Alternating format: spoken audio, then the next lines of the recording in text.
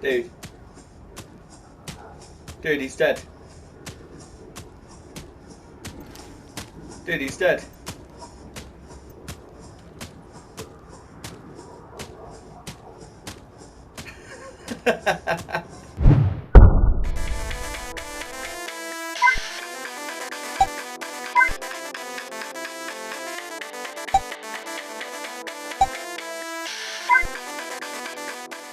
Hey, what's up guys? Welcome to another episode of Marc-e-b's Gaming Seat. Now in today's episode I'm going to be talking about The Division. It's not going to be a review, it's only going to be this one episode. I'm not going to come pumping you full of content and absolutely overloading you with it. Just want to give you my opinions on the game and whether I think you should pick it up or not, if you haven't done so yet. Before that, I just want to talk about a couple of things. Firstly, bit of a busy month coming up. I'm going to be going to EGX over in London on the 7th of April. A big gaming event that's held, which looks really awesome. It's the first time I've been, so really looking forward to capturing some footage. Hopefully going to try and get some more interviews with developers and things like that. Basically like the kind of thing you saw me do for my Manchester Play event. I've got tickets to the BAFTA events, the BAFTA Video Game Awards, so I am going to attend the event, and I've also got tickets to walk the red carpet. I've been looking a lot online, and I don't know whether I'm going to be able to film it on there, but trust me, I'm going to try and get as much footage of that as I can, whether I am or am not allowed, because super stoked about that. I'm going to have to get suited and booted and get my little tux out and stuff, so yeah, that's all going down on the 7th of April, so expect a video on that very shortly afterwards. Also going to another play event like the one I did up in Manchester, but this time it's up in Blackpool. It's not 100% confirmed yet, so I can't guarantee I'm going, but I really hope I can get my myself up north again, because the last event was really, really cool. So that's about what I'm going to be doing over the next few weeks. Gaming news wise, VR has been very heavily advertised over the last few weeks, and Sony have just come out and announced that we now know PlayStation VR is going to be coming out in October this year, and it's been given the cool price point of £350. I think that's reasonable enough. I was kind of hoping for $299, and that's really what I predicted, but after seeing what the Oculus has been advertised and then the HTC Vive, I always thought that Sony might undercut them, but not massively. It's a console VR headset. People are really kind of trying to go out of their way to complain and moan and say that this is going to be a flop, it's going to fail, but it's not. This is a console peripheral. It's just like, you know, comparing consoles to PCs. You can go and spend thousands of pounds on high-end PCs with 4K gaming and all of that kind of thing. But at the end of the day, you can also buy a console for £300-400. This is that exact same comparison, you know. It's not going to be for everyone. It may not be it's definitely not going to be for the PC gamer. They're probably going to gravitate more towards the Oculus Rift or the Vive, purely because of the specs. It's a lot higher, and the quality of experience you'll probably get out of it. But that's not to say that PlayStation VR isn't going to be a huge success. I think it will do really, really well for itself. There's already millions of people that own PS4s. So there's no reason, you know, why they can't start really capturing that market. And as the years go on and they develop better models and the tech becomes cheaper, I don't think VR is going anywhere. I put my pre-order down for the PlayStation VR purely because I want to check that out. The list of games that they've already announced it's compatible with, I think it's something like 53 or 54, and some of them look awesome. So yeah, really, really stoked about that. I'm glad they finally have come out and announced it. One of the games that wasn't on there, No Man's Sky. I've got a feeling we're going to be hearing a good announcement at E3. I think the devs maybe appreciate that they've waited a bit too long to push this game to market. And I think just before the game releases, there's going to be that little nugget of information, just letting everyone know that when the PlayStation VR does come out, this game's going to be compatible with it, and that will be outstanding. I think that will be probably the number one game that anyone would ever want to play in VR on the PlayStation 4. It's been hyped for a few years now, so really looking forward for that announcement. Whether it happens or not, I think it's going to happen. I think we all know that's probably in the wings right there. So, moving on from VR, let's get on to The Division. I've put about 45 hours into it so far. I haven't reached level cap. I'm about 24. I think I've just hit level 24 at the time of recording this. But, oh man, it is absolutely outstanding. I'll talk through a few of the mechanics, and then, well, you know that I'm going to recommend you to buy it. There's no point in watching any further if you're waiting to hear whether I'm going to tell you to go out and buy it. Like, it's at the moment, for me, this is Game of the Year contender material. Uncharted 4 we've got coming in the next couple of months, as well as Doom and some other big titles. But as it stands, The Division, I think, is right on key for a Game of the Year. It's getting a lot of heat on the internet. I don't really know why. Haters gonna hate and all, I guess. But so, for those of you who like really don't know much about this game, it's an RPG game. It's always online. You need an online connection to play it. You play a sleeper agent effectively that has been awakened after a virus struck New York, which seems to be a man-made virus. So it seems to be a form of terrorist attack, I guess you could say, on the people of New York, and it's basically rendered it into an apocalyptic wasteland. Not much there. A lot of people have evacuated who can, and those who haven't or too poor have stayed behind to kind of slum it. Lots of gangs have moved in, lots of gangs have been created, so it's a very violent place to be around and things like that. And you effectively play an agent who's been awakened to get into the heart of New York and just fix the problem effectively, bring some stability back to the city, stop the gangs from just causing absolute havoc, try and find out who was the cause of the virus in the first place, and potentially even try and find a cure for the thing.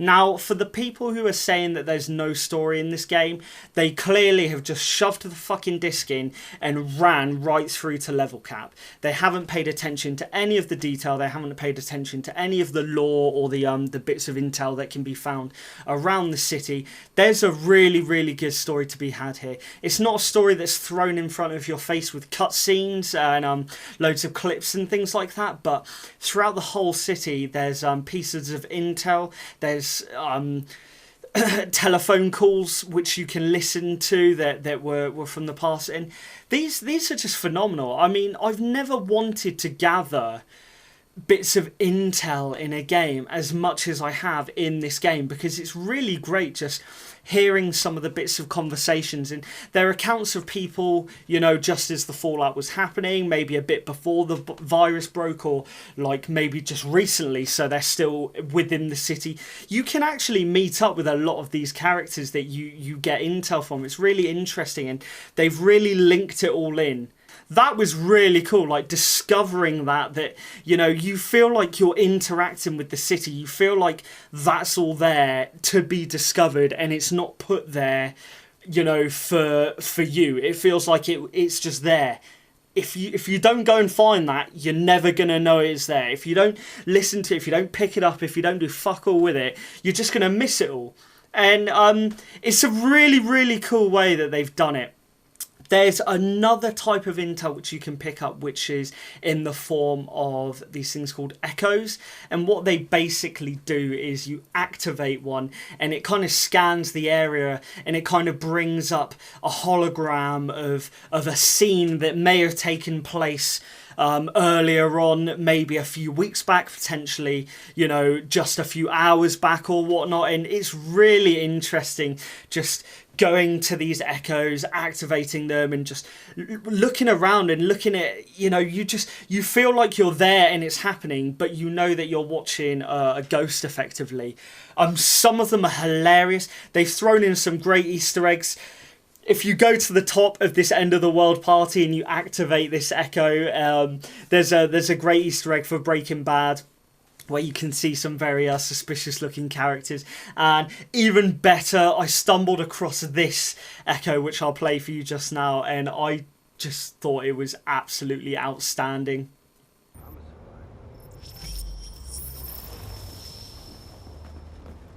Shit!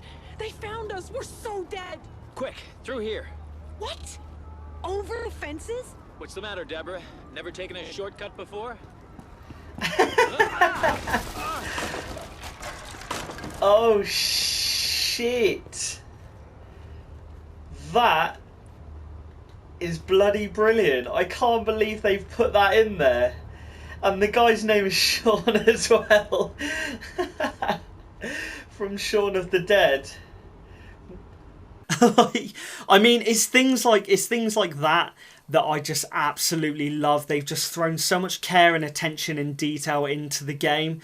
There is some funny stuff in there, as you've just seen. There is kind of comical bits and light-hearted, jokey bits. There's some great conversations which you can unlock or over the telephones again, which you can listen into, and it's just, you know, parents giving their kids advice, and it's just really bad advice, or kids admitting that they've done some really stupid things, and you just hear these interactions between the characters which are never there effectively, but it all adds to the whole universe. It adds to the lore, it adds to the city, and it makes you feel that you really were kind of thrust in there to sort shit out, basically. The echoes also give you glimpses of the bosses which you fight in the missions. These aren't just one-dimensional characters, you know, that swear at you and try and kind of kill you at the end of a mission. These are actual characters which have been well thought out. You can get little glimpses into their past life before the outbreak, and you can get really dark glimpses as to how they became who they were effectively now. Some of these echoes are really, really dark. When I was in Rikers, one of the girls got a hold of this pen, stuck it right in the back of my head. So I took that pen and gave it right back to her. And wouldn't you know, it went straight through her eye, sliced open her cheek, ink all over the insides of her mouth. But that wasn't enough. So I cut the bitch's throat. And after I finished stabbing her, well, that was that. Your point? I don't do second chances. No! No!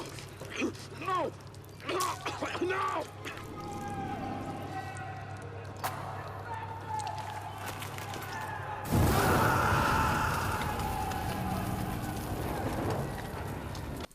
I mean, yeah, like that right there was one of that lady is one of the bosses which you fight in her mission, and that's just one of many echoes where you just get to know and appreciate all the little bits of background story. So for those saying that there's no story in this game, please just do a bit of homework, just enjoy the map without like worrying too much about just rushing through and leveling up your character without really taking in any of the lore.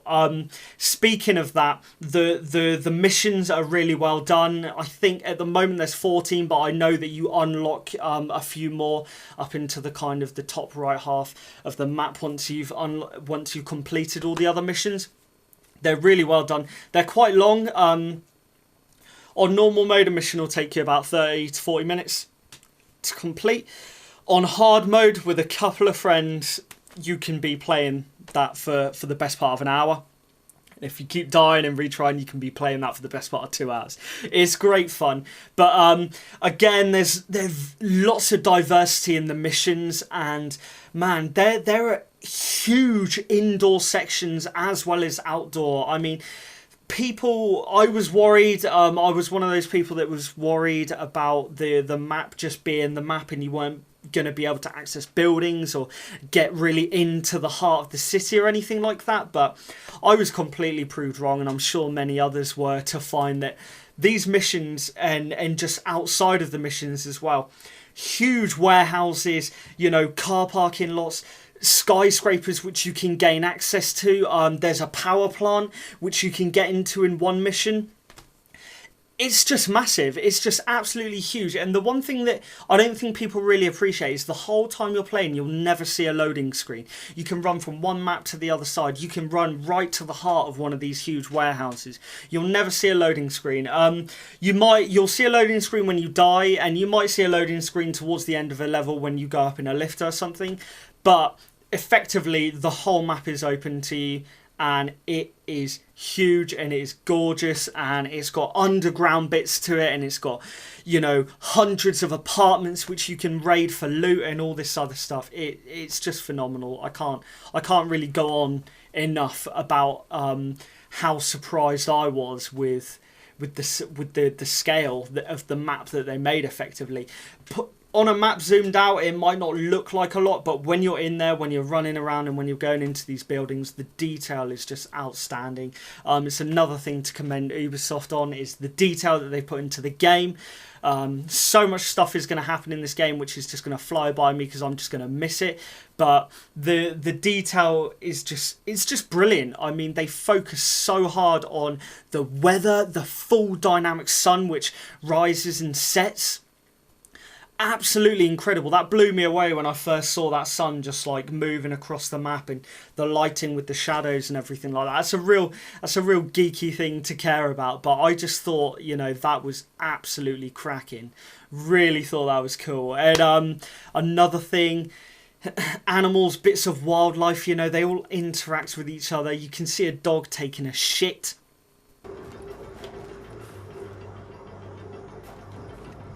What the fuck? You're not gonna believe this one. This guy.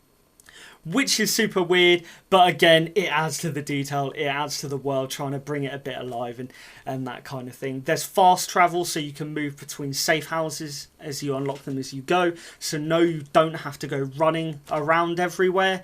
And moving on to the weapons, customization side of things, there's absolutely tons. I've gone through hundreds and hundreds of weapons and gear and armor and everything. You can mod it all, you can change its color. It can be a tiny bit confusing at the start with all the numbers and statistics, and as you're moving your gear around, your health goes down but your power goes up, and then your power goes down and your health goes, and it can be for somebody that's new to this genre of game, it can be it can look a little overwhelming, but it's nothing that a few hours just stuck into the game won't cure, and you'll fall in love with it. I was playing online with my mate the other day, and he said to me, what's the one thing that you really that's really disappointed you so far about the game? And I honestly struggled to think of anything. I got some really shitty bug, which I'm sure lots did. I know it's reported on the internet at the start when you're trying to get to your laptop and log it on. Yes. Hey!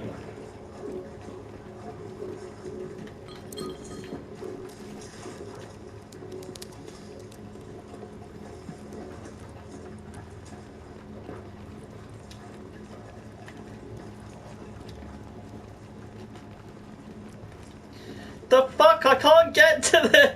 Everyone's trying to do the same thing. Like that's just ridiculous. I don't know who sorted that out or who did that or who made that a thing, but like everyone just scrambling for that laptop and people getting in your way and then not being able to access it. I was a melee. I had to restart my game about 3 times in order to finally push through that barrier. Other than that, I haven't seen much in the way of bugs. Minor annoyances is, to be honest, my biggest annoyance was the matchmaking. Unfortunately, they've made it really hard that if you're a level 20 character and your mate's just picked up the game and he's only level 3 or 4, you know, you're not going to have a consistent experience. I would have really accepted if they'd made it where like maybe they just nerfed the top character right down to whoever you're inviting into your group. That way it makes it challenging for both of you, as opposed to you just absolutely smashing the enemy because the balancing of the enemies is all off. They're very easy for you, but then for your mate who will be a lot lower level, they'll be rock solid and he'll be getting killed and downed and everything, one shot, two shot, that kind of thing. It's a real shame. Hopefully they'll work on it in the future. This is an ongoing game, so I have no doubt that they'll kind of work to patch those kind of things out. It was just a kind of thought it'd be really nice to be able to just, you know, anyone could just pick up the game and you could just go down to their level. Maybe it just nerfs all your gear and you just like all your damage and health and everything just come right down and it brings you on a level playing field and then you can go and do your missions. Other than that, absolutely outstanding. The Dark Zone is brutal and it's hard and I love it. It's really great fun. Best to go in with a few mates so you can have a bit of banter while you're playing and you've got someone watching your back as well. But other than that, it's great fun, you know, hunting down rogues, potentially going rogue every now and yourself. You level up and level down very quickly in the Dark Zone, so it's not too much of a worry about, you know, going rogue. You don't lose fuckloads of XP. You can build it up quite quickly. Really enjoyed that. This game can definitely be played single player, without a shadow of a doubt. I played the first 3 missions by myself. If you're not sure, because everyone keeps telling you that this is a multiplayer game, it's absolutely not. I mean, you need probably multiplayer to unlock additional tiers of fun, and if you want to go into the Dark Zone and really enjoy yourself in there, then yes, multiplayer definitely helps, playing with some friends. But there'd be no harm in just getting this game just to play through the missions, get your character up to level cap, and then just call it a day. You know, if you're really not into multiplayer and that's not your thing, it doesn't mean you can't have a good time in this game. Please go and check it out, guys. I've rambled on too much about it. That's all you're going to hear from me now from the Division. I'm going to be too busy playing it. I might throw some streams up, but that'll probably be it. I don't think I'll do too much more in the ways of videos and things like that. But let me know your thoughts. Are you playing the Division? Are you enjoying it? Do you think that I'm a psycho and it's the worst game to be released in bloody years? Do you think you were disappointed? Was it just not what you were expecting? Always happy to hear your thoughts. Until the next show, guys.